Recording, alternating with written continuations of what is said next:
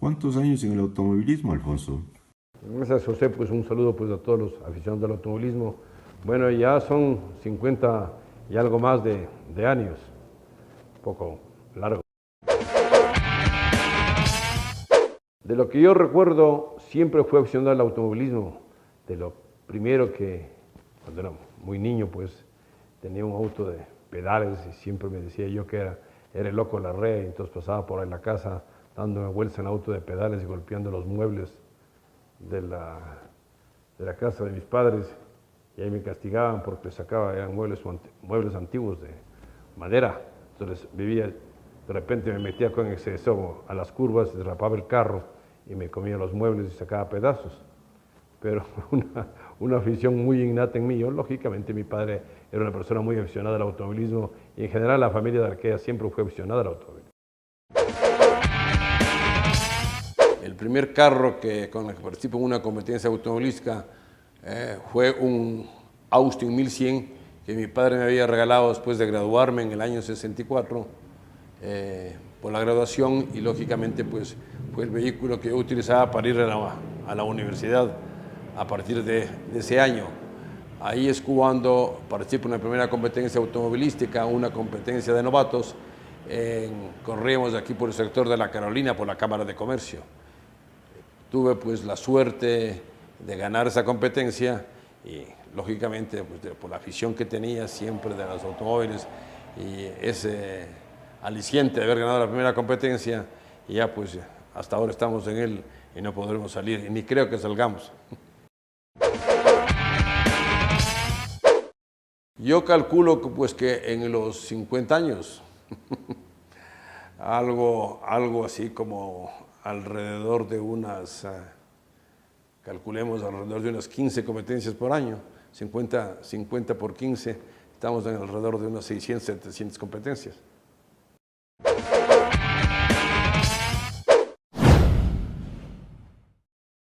A ver, luego del Austin 1100 había una versión que se llamaba el MG 1100, que era un poco más potente, el mismo carro pero un poco más potente, y aquí había muy pocos de esos autos MG 1100. Uno de ellos tenía el doctor Camilo Ponce Enríquez, presidente que fue del Ecuador. Entonces le compré al doctor Ponce el auto ese, y en ese seguí participando. En ese intervine en el Campeonato Bolivariano de Automovilismo, en otras competencias, hasta que adquirí el Hillman, pues que ustedes lo conocen, para el año 1969, en que fui campeón nacional, y fue un auto sensacional, ¿no? Un auto pues que revolucionó todo esto de la historia del automovilismo. Es un auto de 1000 centímetros de cilindrada, y ese auto también básicamente que llegó acá al país antes de ponerle yo un motor más potente fue del doctor Rodrigo Borja, expresidente del Ecuador.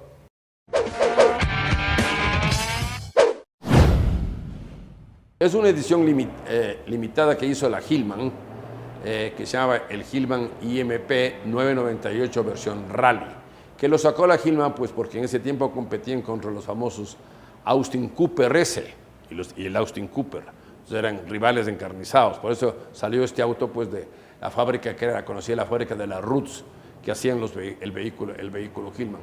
Vinieron acá esos autos originalmente ya preparados con 65 caballos, y luego se le trajo el motor que les decía de Roger Nathan inglés, el motor completo, a través de su concesionario aquí, que en ese tiempo era Giovanni Rota, dueño de Sociedad Radiotécnica. Se lo trajo el motor, pues, y ese motor tenía 110 caballos, era un motor muy adelantado en tecnología y que ciertamente pues hizo olvidar de los triunfos a todos los Austin Cooper RS, que eran unos carros fabulosos también en el mundo, ¿no? Y aquí también.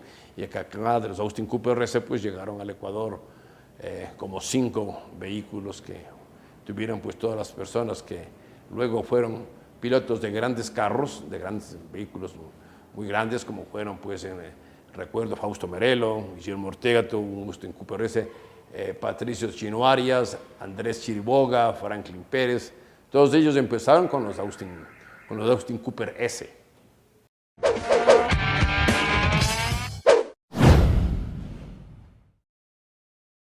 Sí, así es, el automovilismo hasta que se modificó todo eso, pues el vehículo era un solo campeonato nacional. O sea, el campeonato nacional estaba integrada por competencias de rally, o sea, de ruta, y por competencias de pista. Pero si uno quería ser campeón nacional, pues tenía que correr los dos tipos de competencias. No había separación que es ahora de pista y de rally, sino que era una sola. Y entonces el campeón nacional de ese entonces realmente que tenía mucho valor, porque tenía que ser un gran ralista y un gran circuitero. Era el mismo carro, pues cambiábamos la suspensión, cambiábamos las llantas y ahí estábamos. Eso realmente gustaba mucho al público aficionado. Y tal vez puede ser esa una de las razones por qué luego pues, el automovilismo, cuando se separó las especialidades, que en cierta forma sí se hizo necesario, no gustó mucho al público esa separación, porque lo que gustaba al público es verles pues, a los mismos pilotos, a sus ídolos, compitiendo pues, indistintamente, sea en rally o en pista. Bueno, sí, en esta cuestión de los vehículos hay que analizar que más o menos pues, los vehículos en el tiempo es el año 67, 68, pues, eran los Austin Cooper, eran los Volvo 122 en ruta famosos, eran el Hillman y otros autos pues, de que eran preparados, los Alfa Romeo, que eran preparados aquí, que había muy buenos exponentes y con muy buen avance de la tecnología y carros importados. Luego comienzan a venir carros, digamos, que ya les desplazan a todos estos en sus respectivas categorías, sobre todo en el caso de la categoría de 2000 centímetros, que aparecen los BMW. Vehículos pues, que se adueñaron realmente pues, por su alto performance de las categorías y que todo el mundo comenzó pues, a comprar los BMW. Así fue el primer BMW que comienza aquí, incursión en el automovilismo, de competencia fue el de Patricio Chino Arias. Luego Luis de Loco Larrea, también la BMW, le da a él un BMW de 2000 centímetros. Para luego aparecer ya un carro sensacional que causó aquí, pues, que fue el BMW 2000, pero preparado por la firma de Schnitzer, que le trajeron el auto a Guillermo Ortega. O sea, vino la época de los BMW y esos carros ya desplazaron a los Volvo, a todos esos carros de 2000 centímetros, a los Alfa Romeo, etcétera, etcétera, de que eran los autos ganadores en una época anterior. También llegó el BMW Alpina mío, con el que gané como 2 o 3 vueltas a la República, el BMW Alpina también de Hugo Sosa, vehículos que, les repito, les hago una cronología pues, de cómo siguió avanzando el automovilismo. Ya viene luego pues la llegada de los Porsche. El primer Porsche llega acá al Ecuador en el año 1969 y es de Yamil Saab, que trágicamente falleció pues en un accidente automovilístico en la primera competencia que él participa en ese Porsche 911S, en una competencia que era Guayaquil, Playas Guayaquil, y acá a la entrada de Playas él se sale de la carretera y tiene un accidente muy grave que hace que se golpee su cabeza y quede inconsciente, y así inconsciente pues vivió como 2 o 3 años hasta que falleció como consecuencia del accidente del Porsche.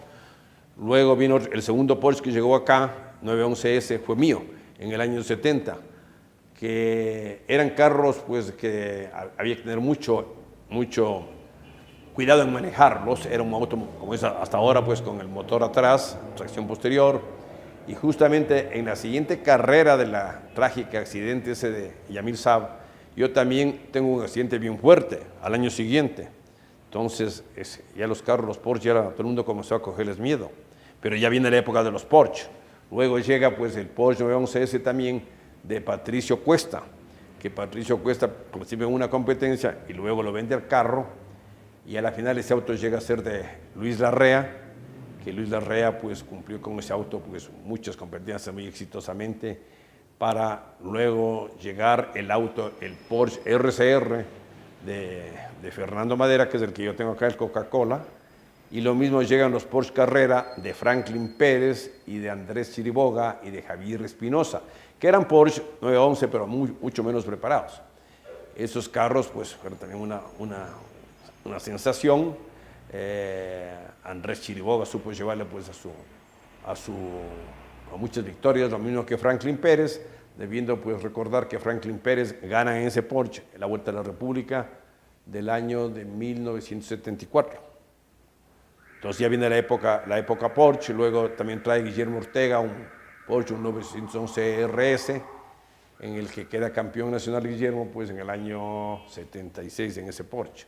Lo mismo pues Fernando Madera en el RCR, ganó muchísimas competencias, pues, y realmente todo el mundo lo recuerda porque Fernando pues, es un piloto de altísimo nivel, ¿no? Entonces es la época de oro del automovilismo ecuatoriano.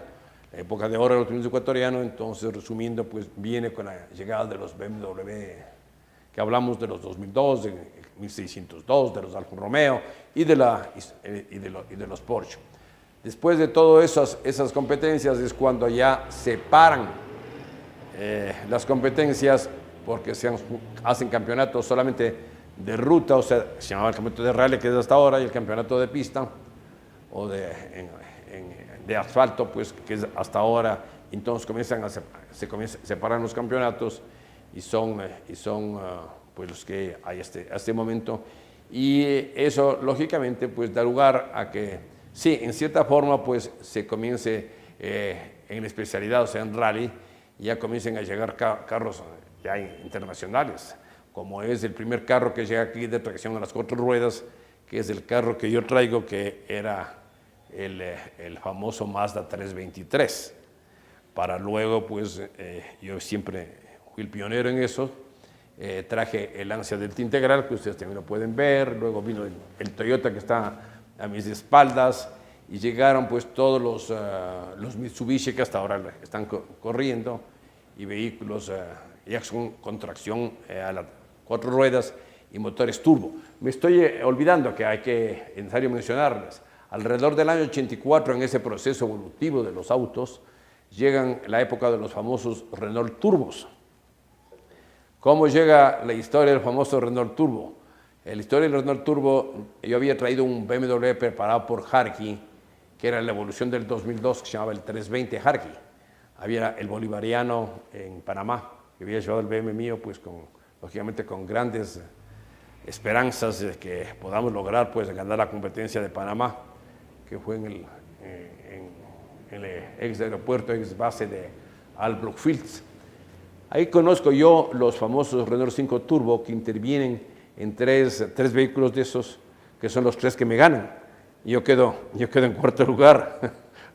Y por eso es la razón pues que a mi regreso al Ecuador yo vendo el BMW e importo el primer Renault 5 Turbo, que todo el mundo lo conoce, que tenía los colores de Alka-Seltzer, que fue el auto de ese campeón nacional, pues y era un auto imbatible. Luego traje la versión más preparada, que es el auto pues que se llama el Renault 5 Turbo Tour de Corse, que es propiedad ahora de Ernesto Dávalos, y Ernesto Dávalos también participa, luego que deja pues el Toyota Starlet y el Toyota Corolla. O sea, son las épocas de los carros y de los pilotos como fueron avanzando en el desarrollo de la época automovilística.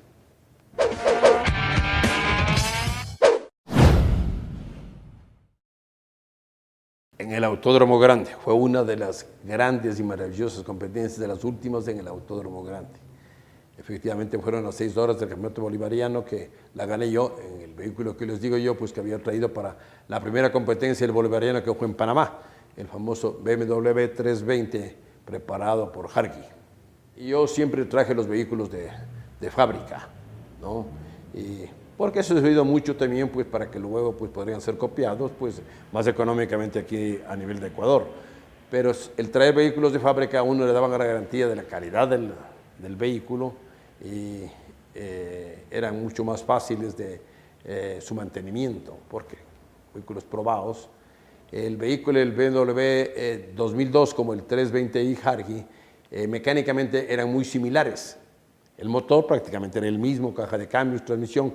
Lo que difería un tanto son las suspensiones por la evolución del tipo de carrocería, o sea, de la carrocería del BMW 2002 a la carrocería del E21. Esa era la diferencia, pero mecánicamente eran los autos muy similares. De hecho, yo cuando ya el BMW mío, el 2002 Alpina, ya lo vendo yo a Milton Santana, que él también queda campeón nacional. Luego él me vuelve a mí a vender, y en el año 77, para comenzar el campeonato del año 77, le vuelvo yo a regresar a Milton Santana que me vuelve a comprar el auto. O sea, entre los dos nos jugamos un partido de ping-pong con el carro ese.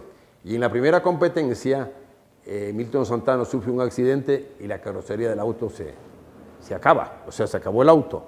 Que fue en esa misma carrera que hay que recordar el accidente que tuvo en los famosos Ford Escort, también carros que me estaba olvidando, pues, que corría Patricio García.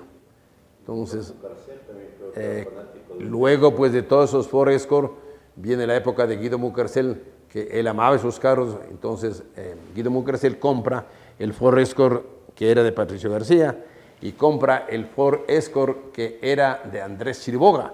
Nos habíamos olvidado de ese vehículo. Andrés Chiriboga importa en el año 70 un Ford Escort BDA, que también lo tengo en mi colección, un auto que era sensacional, sensacional. Fue pues ya los nuevos motores de multivalvulares, etcétera. Muchos de esos carros, pues, he tenido la suerte, pues, y los tengo, ¿no? Los carros que yo los tengo no solamente son carros que yo digamos, están referenciados en mi persona, o sea, que corrí muchas competencias. Hay vehículos, pues, de que, por ejemplo, el Ford Escort, ese auto lo hizo famoso Andrés Chiriboga, porque él siempre ha corrido. Yo, de hecho, en el Ford Escort nunca lo corrí, pero tuve la oportunidad de adquirirlo y el auto, pues, está guardado en la colección. Lo mismo el Porsche que está aquí, pues, que es el Porsche el RCR de Fernando Madera, con un vehículo que identificado con Fernando Madera. Yo luego lo he logrado, algunos carros, pues, aparte de los que yo tenía de competición, pues, los tengo aquí, pues, que son de personas muy emblemáticas en el automovilismo, como vamos a analizar el caso de Andrés Chiriboga, el caso de Fernando Madera, etcétera.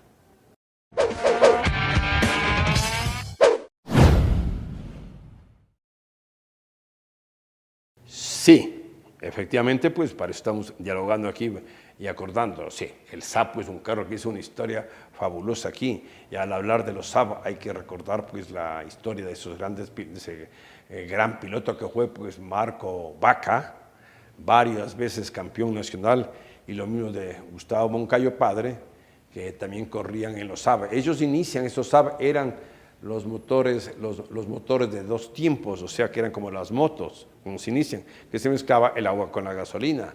Y Marco Vaca inicia, pues, su carrera y su triunfo y su época ganándolo. Yo era muy pequeño todavía, me acuerdo las 6 horas del circuito del Valle, que era, pues, entre Quito, uno iba por la Panamericana a sur, avanzaba hasta Tambillo. En Tambillo uno cogía la vía que va a Los Chillos, pasaba por Amaguaña, por Uyumbicho, subía por la carretera antigua y volvía, pues, a salir el redondel de la Villa Flora, y de la Villa Flora, pues, nuevamente se cogía la Panamericana. Fueron 6 horas. Ahí es cuando Marco Vaca gana, pues, por primera vez, y se le conoce al SAF y a Marco Vaca. Luego vino en esos carros SAF, pues, tuvieron mucho éxito y realmente, pues, figuraron muchísimos grandes pilotos como César Baldus, que luego corrió, como Guillermo Tobar y muchos otros. Como me equivoco y me olvido que también fue campeón en Saab, Javier Espinosa.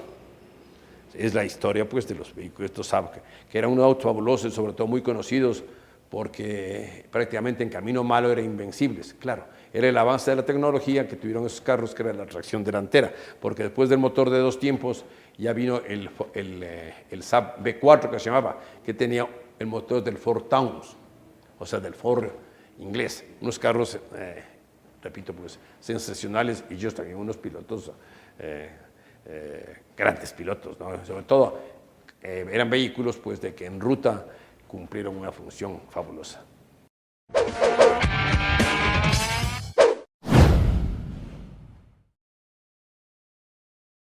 A ver, el desarrollo y evolución de los Porsche, bueno, es el carro tal vez más carismático y sensacional que ha habido en el mundo. El Porsche 911, pues, aparece en el mercado a partir, pues, del desarrollo que lo hace Ferdinand Porsche al vehículo alrededor del año 1964-63. De hecho, recién se conmemoró por los 50 años del auto. Y el auto básicamente sigue igual.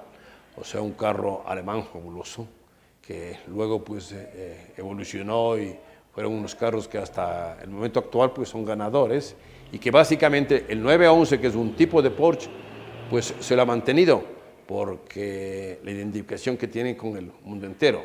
El carro, pues, del 908 era un prototipo, ¿no? Era un carro, un prototipo, ya con motor Porsche y toda la mecánica Porsche. El 906, que también era de Fernando Madera, y lo mismo el otro 906 que ganó aquel campeonato bolivariano de Capriles de Venezuela, eran carros pues con prototipos, o sea, con crecía prototipos y con toda la mecánica Porsche. Ahora el Porsche pues fue un auto sensacional y eran automotores de 6 cilindros, Boxster, como lo siguen siendo hasta ahora, pero el cambio de Porsche fue pues alrededor del año 96, en que dejan de fabricar los enfriados por aire, o sea, con un sistema de Volkswagen, para pasar ya a enfriarles por agua. Entiendo que ese cambio pues, del enfriamiento de aire a agua fue necesario debido pues, a que hacían mucha contaminación. Entonces, para avanzar eso, la normativa esa que hay ahora en el mundo de que los carros no contaminen porque era bárbaro, entonces fue necesario pues, cambiar el diseño del enfriamiento por agua de los Porsche. Pero básicamente el auto sigue hasta ahora, pues efectivamente siendo su diseño igual, el motor Boxster, avanza en la tecnología, avanza mucho que ha avanzado la cuestión electrónica, etcétera.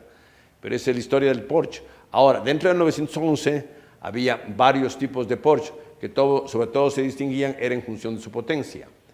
El carro que primero llega acá al país era un 911S, el de Yamil Saf, que era de 2 litros, o sea, 2.000 centímetros, y tenía 185 caballos. Luego, pues vino el Porsche mío, que ya no era 2000, venía ya con motor 2.2, y su caballaje estaban pues alrededor de unos 195 caballos.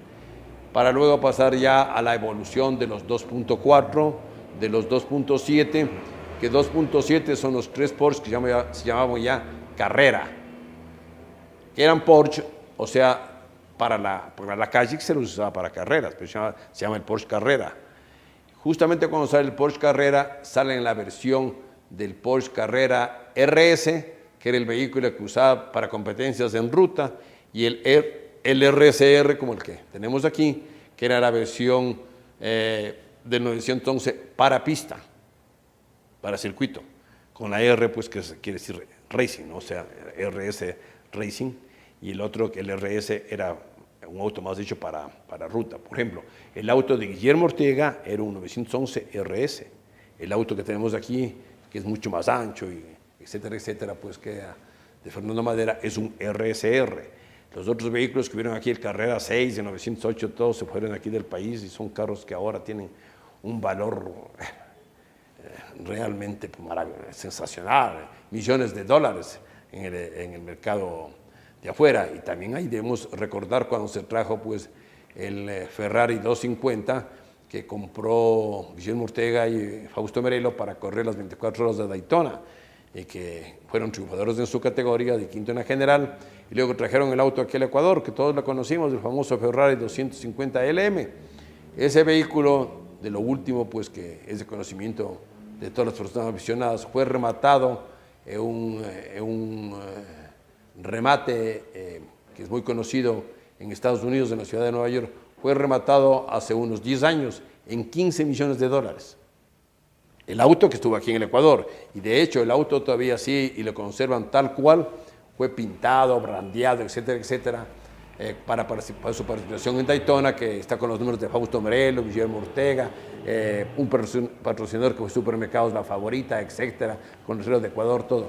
Así es el auto, pues, porque a los carros, generalmente, pues, su historia, no solamente el vehículo, sino también la historia y todo eso, es lo que les da mucho valor. Es por eso que el Porsche ahora nuevamente es Coca-Cola, como ustedes lo ven, no porque la Coca-Cola me ayude ni mucho menos, sino que cuando llegó el auto, en su primera carrera, Fernando Madera consiguió el auspicio de Coca-Cola. O sea, la historia del automovilismo del Porsche RSR aquí en Ecuador es como el Porsche Coca-Cola. Es por eso que ahora está así pintado, de razón.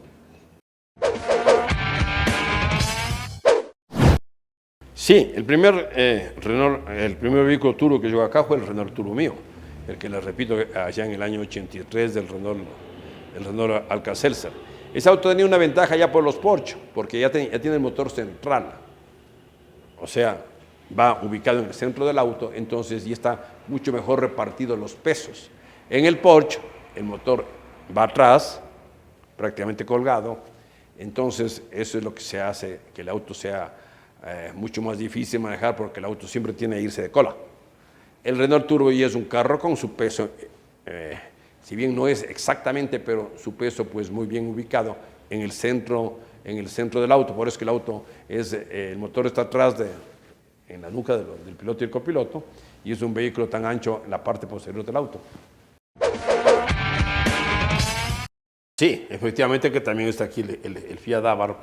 El Fiat Abarth, bueno, o sea, tiene, si bien también ya habíamos tratado eso, es un vehículo que tuvo mucha historia con mi hermano Marcelo. De hecho, yo muchas competencias corrí con mi hermano Marcelo en el Fiat Abarth, que era pues el vehículo que está identificado con él, un auto sensacional que se llama el Fiat 131 Abarth. Un vehículo también pues que es un vehículo de fábrica que fueron traídos de acá al Ecuador en muy pocas unidades y que hasta ahora pues ustedes le ven, el auto sigue conservado en su forma original y en toda su preparación, y un auto pues de mucho valor. Normalmente era con un eje rígido atrás del de calle. La preparación de fábrica, como es el auto que está aquí, pues tiene suspensión atrás independiente. Igual más o menos como es la del BMW 2002 y de los 320. O sea, pues que uno desconecta los semiejes de atrás y puede cambiar fácilmente el diferencial completo rápidamente para cualquier cambio pues, de topografía o conveniencia del piloto. Eso se lo puede hacer en función pues, de que tienen atrás la suspensión independiente, el diseño de la suspensión que se llama suspensión independiente, y vuelvo y repito, uno afloja el cardán, afloja los dos semiejes y puede cambiar el diferencial. Y hablando de esa época también, del Fiat Abarth, que ahora traemos a colación, también tenemos que recordar la famosa época de los Volkswagen Golf, que fue pues el Volkswagen Golf primero que llega acá al país oficial de fábrica, fue el de Ulises Reyes.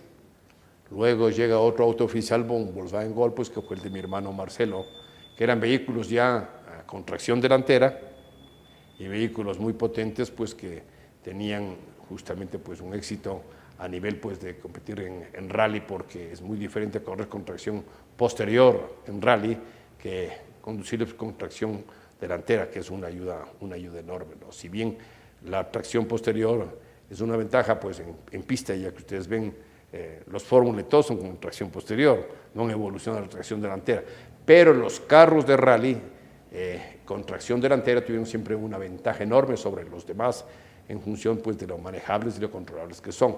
La evolución de la tracción delantera pues, ya luego llega por los 4x4, ¿no?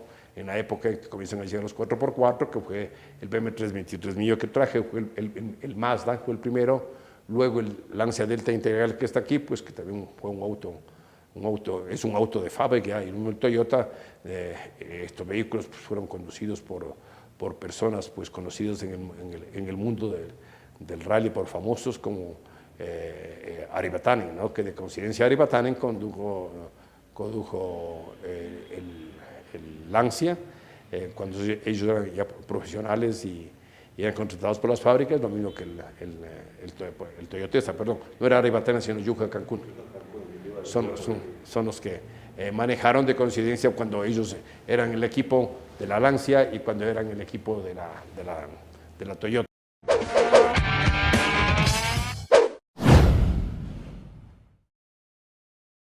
Era un auto muy completo, era un auto muy completo. Efectivamente, cuando comienza la época 4x4, que comienza con los Mazda 323, entonces pues Lancia hace el famoso Lancia Delta Integral, se llama Integral porque era tracción a las 4 ruedas. Un carro sensacional, maravilloso, que prácticamente inicia esta época de los 4x4 que hasta ahora hay, ¿no? Es un ícono de la tracción 4x4, ¿no? Un carro sensacional, un auto que realmente nunca tuve yo un problema. Y en general los carros de fábrica, nunca tuve un mayor problema luego de años y años que yo conduje. Por esa es la razón, pues porque el traer un auto de fábrica, si bien es un tanto más costoso originalmente, pero pues a la final sale muchísimo más barato porque es un auto que está todo hecho para el efecto. El auto tiene pues de hecho un motor, tiene hecho una caja de cambios para esa potencia, tiene hecho los diferenciales, las transmisiones, las suspensiones y todo. O sea, todo está interrelacionado. O sea que no hay problema, pues, y el auto pues tiene un rendimiento fabuloso y como todas las cosas están tal para cual hecho, frenos, etcétera, etcétera, y son carros alivianados, etcétera. Entonces son carros que caminan pues maravillosamente bien y que, bueno, yo repito, traer un carro de fábrica con experiencia de allá de una fábrica resulta pues mucho más económico que comenzar a armar aquí un carro en nuestro medio y que una vez le hace uno el motor y después que tiene el motor por muy potente se come la caja de cambios y la caja de cambios después tiene el motor y la caja de cambios se come los diferenciales y que después ya el auto ya se queda sin frenos o ya no valen las suspensiones y todo se va acabando y uno principalmente pierde esa gran afición pues para el automovilismo, ¿no?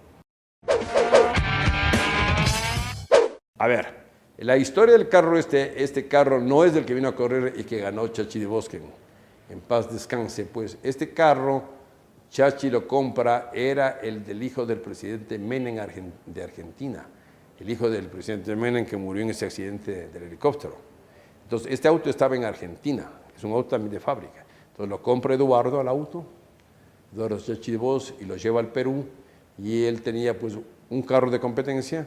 Y este carro que siempre lo llevaba de repuesto en un container para de repente sacar cualquier repuesto que necesite. Que es lo mismo que nosotros hacíamos, yo hacía, siempre tenía un Renault igual, de similares características, que iba pues en las grandes competencias, porque había muchas piezas que uno no podía imaginarse que de repente se pueden necesitar, ¿no? Entonces este vehículo era el vehículo que lo tenía Eduardo, pues, que era el hijo del presidente Menem de Argentina, cuando él corría en este Toyota. Entonces yo lo compré, sí, efectivamente yo le compré a Eduardo este auto. Él tenía dos.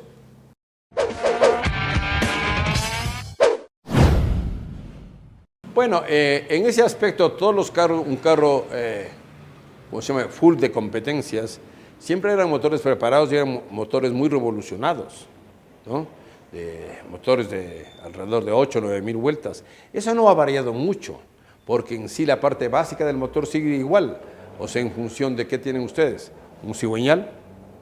Hay diferentes ahora materiales más livianos para los cigüeñales, pero en general eso no ha evolucionado mucho.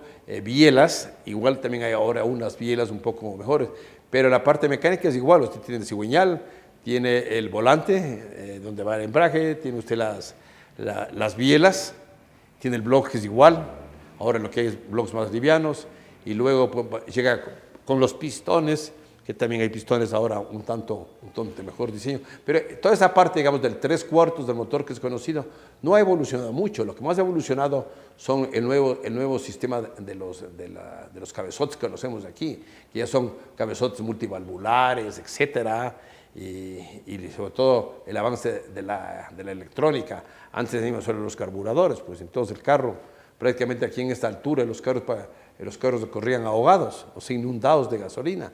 Ahora con los nuevos sistemas electrónicos, pues ya el carro se autocalibra a través de una computadora electrónica y va exactamente lo justo y necesario, y es por eso que ahora se aprovecha mucho más la potencia de un carro y no tiene contaminación en la parte de atrás. Ustedes ven ahora que cualquier carro moderno, pues en relación a antes, parece pues ser un avión. Lógicamente es por los avances, vuelvo y repito, de la electrónica y en esa parte, digamos, de la parte de arriba del motor, de los cabezotes, y además pues los carros ahora son muy livianos, son carros pues de que todo es unas latas pues muy delgadas y todo lo que antes eran los protectores, los guardachoques, todo, ahora son de plásticos, etcétera, etcétera, porque en definitiva pues, ¿qué es lo que le da el rendimiento de un carro? La relación peso-potencia. O sea, si usted tiene un peso del carro, digamos, de 1000 kilos y una potencia de 100 caballos, usted divide lo uno para el otro y le sale 10, ¿no es cierto? o si tiene 200 y 2000 le sale igual. Ese es el rendimiento que tiene el vehículo. Entonces, al carro, al alivianarle, ahora los carros son muy livianos, los carros modernos, pues lógicamente tienen un gran performance, pero vuelvo y repito, sobre todo avanzó la tecnología en función del diseño de cabezotes y la parte electrónica que está avanzadísima ahora. Antes ustedes acuérdense que había que al carro adelantarle cuando uno subía a la altura, atrasarle, cambiarle siglores en los carburadores, etcétera, etcétera. Ahora ya no, en los carros solo se autocalibran. Es necesario aclarar pues que por eso es que ahora los vehículos vienen y dicen, señores, los carros son hechos para tal tipo de gasolina, normalmente que son para gasolina super que hay aquí en Ecuador, de 92 octanos. Entonces el carro trabaja idealmente. Ahora ustedes ya no pasan los carros modernos, lo que antes nosotros oíamos que si uno le ponía gasolina de bajo octanaje o se iba a la costa y no se la pasaba encendido, oye el famoso cascabeleo que le conocíamos. No, ahora el carro se autocalibra solo para que no haya ese cascabeleo que era peligroso. Pero lógicamente el carro también, ya no se le da el cascabeleo, pero el carro pierde la potencia. Entonces el carro ya tiene un diferente rendimiento en función pues de al perder la potencia, pues el rendimiento que tiene, digamos, por el consumo de gasolina, porque uno, para tratar de compensar la potencia perdida como consecuencia de poner una gasolina que no es la ideal, uno tiene pues el auto que acelerar más, entonces el auto consume más. Entonces por eso los carros actuales pues vienen pues en función de que hay que ponerles una gasolina óptima para que el auto tenga todo su rendimiento de la mejor forma. Aquí somos acostumbrados nosotros a decir el carro tiene tantos caballos de fuerza, pero por ejemplo ustedes oyen que siempre dicen tiene por ejemplo el auto 200 caballos a 8000 revoluciones. Y después, ¿qué pasa? Pero el carro sí puede avanzar a más revoluciones, puede llegar el auto a 9000, pero a partir de 8000, dicen, tiene 200 caballos de 8000, a partir de los 8000 comienza a caer la curva de potencia del carro. Entonces, no es necesario seguir avanzando de 8000, sino pues que ya ha llegado a 8000 en cada marcha, primera, segunda, tercera, cuarta, quinta, por ejemplo, y hay mantenerle, porque si no se cae la potencia. Entonces, ahí es cuando, en base a eso, lógicamente es de que uno tiene que ver, de poner la relación de la transmisión posterior o las relaciones de la caja de cambios, de modo que el auto pueda llegar a esas 8000 vueltas, en función de la longitud de la recta más larga. O sea, uno puede aprovechar toda la potencia, porque si uno tiene un diferencial muy largo, entonces el carro no avanza sino a poner 7000 vueltas. Entonces el auto no alcanza a poner toda la potencia y el carro, conforme tiene las relaciones más cortas, el auto pica más. Uno pone el auto en primera, digamos, ya no da 40 kilómetros por hora, sino da 30, pero da los 30 más rápido, porque es una relación más cerrada, que vuelvo y repito, usted la consigue cambiando las relaciones de la caja de cambios o cambiando el diferencial. Esas son las famosas cajas o el diferencial que se le cambia atrás. Esa era la facilidad de la caja del diferencial que se le cambiaba al Fiat y al BMW y a los Alfa Romeo, porque uno agarraba pues y le cambiaba el diferencial atrás, ya tenía todas las marchas mucho más cortitas, eso es una gran ventaja, porque si a uno le toca cambiar de piñón en piñón, no puede hacerlo, solamente puede hacerlo durante la carrera, mientras que durante la carrera, según el tipo de etapas, cambiando el diferencial atrás, una agarrada, le cambiaba y tenía una ventaja enorme.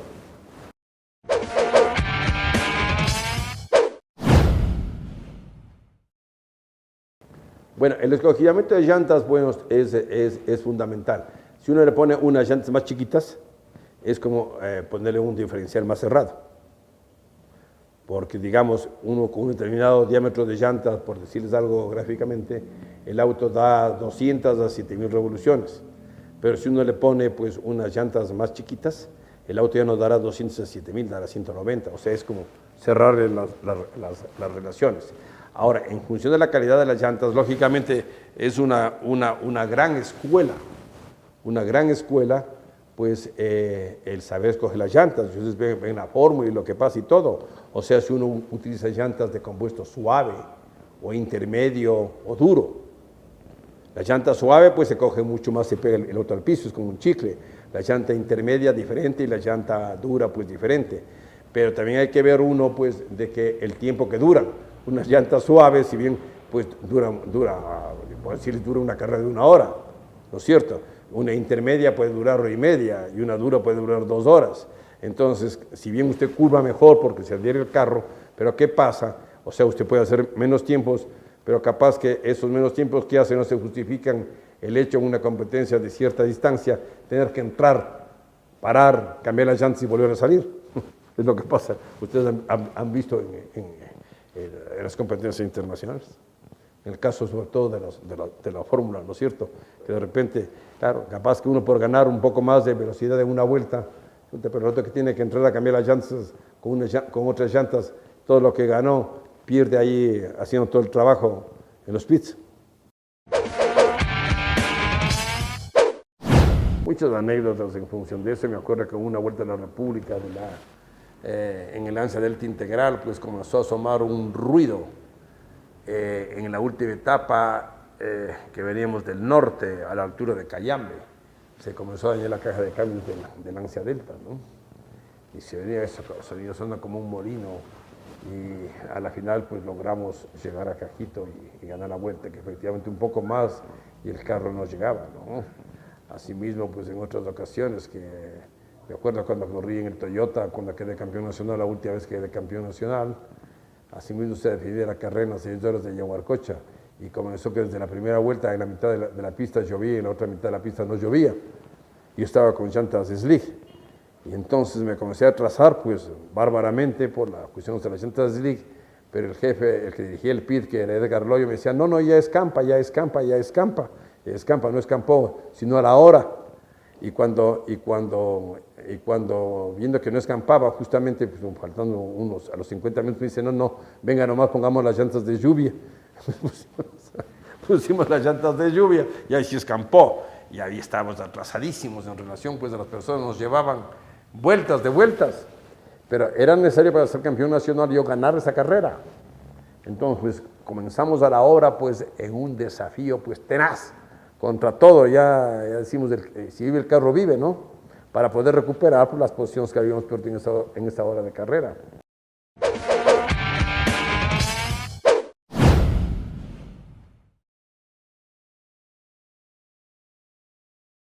Justamente mismo en el Lancia Delta Integral, en una de las vueltas de la República, que ganó Miguelito García, veníamos en una pelea feroz en la vuelta, él corría en su Ford Escort. Y habíamos llegado ya a la última etapa, la última etapa que era Ambato, y luego venía la etapa Ambato-Quito. Estábamos separados por 2 segundos, luego de haber correteado toda la vuelta estábamos separados por 2 segundos. O sea que el que ganaba en definitiva esa etapa ganaba. Y había un prime de velocidad entre Salcedo y La Tacunga. Y nosotros habíamos repasado y había un salto, pues, un salto que era peligroso y estaba anotado de todo. La cuestión es que con toda la presión nos olvidamos del salto y volamos por los aires. Aparentemente caímos del salto y todo perfecto. Muy bien, qué suerte. Luego de eso había una recta de unos 300 metros y una curva de 90 grados a la derecha en la carretera esta que era piedra. El rato que quise poner los frenos para curvar en 90 grados, el auto no tenía frenos, porque el rato que se levantó, en el rato del salto, se colgaron completamente las suspensiones y se rompieron las cañerías de los frenos. Y entonces me quedé sin frenos. Felizmente había un lugar por donde podía yo seguir recto, un chaquiñán, y seguí, porque si no, era el fin. Y como consecuencia de esa rotura de esas cañerías, fue que se perdió la vuelta. Y una cosa igual, pues luego me contaba a mí que le pasó a Miguel García exactamente lo mismo. Entonces, él tampoco, después de ese salto, se le apagó el vehículo y no podía prender el vehículo. Entonces dije, ya, con esto ya me ganó el Lancia Delta, ¿no? Pero así son las cosas de la vida, pues yo no conseguí los repuestos de las cañerías para cambiarle al final de ese prime, y tuve que seguir sin 2 ruedas, los frenos en 2 ruedas, y me ganó Miguel, ¿no? De esas cosas que ya tenía la vuelta ganada, y hubiera sido una más de las 6 o 7 que gané, pero realmente muy duro pues el aceptar estas cosas, pero son las caras así es el automovilismo, como se dice, en la puerta del horno se quema el pan.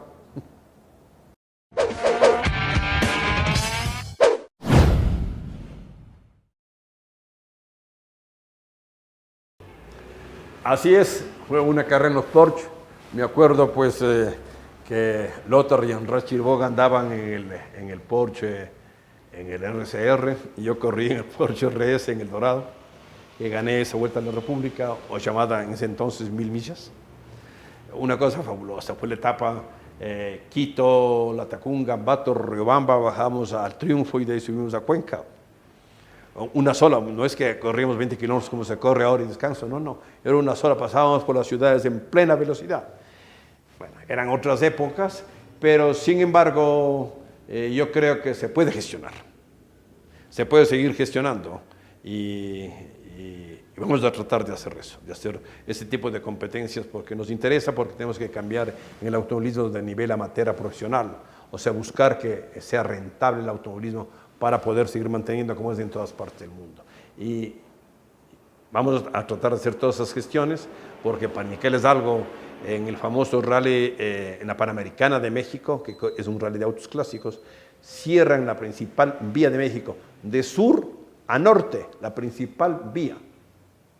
Y en el Perú, que siguen con el mismo formato, los caminos del Inca, como era en la Vuelta a la República, cierran la vía principal, ¿no? Que es van haciendo selectivamente pues y por pequeños momentos, pero están brindando pues un espectáculo que es el espectáculo que todo el mundo gusta, que todo el mundo espera y una forma sensacional de lo que eran las Vueltas a la República anteriores. Había la etapa, para qué decirles, la Quito, Ibarra, Tulcán, Ibarra, Quito, me acuerdo, Santo Domingo, Esmeraldas, o Quito, Santo Domingo, Jipijapa, Manta, o una Guayaquil, Quito. Entonces, es lo que gusta a la gente y uno tiene que dar a la gente lo que le gusta para poder conseguir el apoyo y que las empresas comerciales se interesen pues, por esta actividad comercial.